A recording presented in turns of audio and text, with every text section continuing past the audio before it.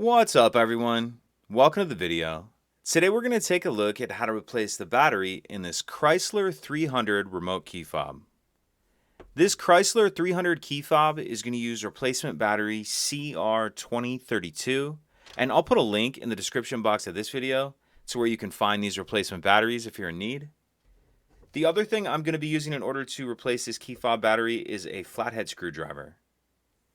So the first thing we want to do is grab the key fob and remove the emergency key that's in the bottom of it. That's done by pressing this release on the back that my thumb's on, and the emergency key will pull out like that. We can just set that to the side.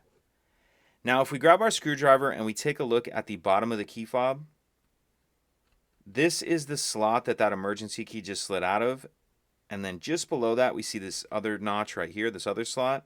What I'm going to do is put my screwdriver in the notch like that, make sure it's all the way pushed in, and then just twist the screwdriver.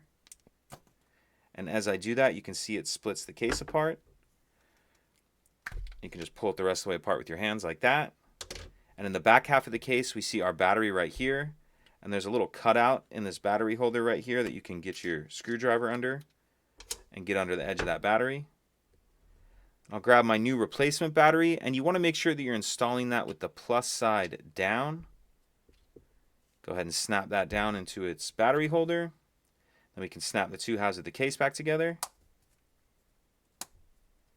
Once we have our case all the way snapped back together, slide my emergency key back in, and that's it. If you could take a second to like and subscribe, it helps us out, and I'd appreciate it. Thank you.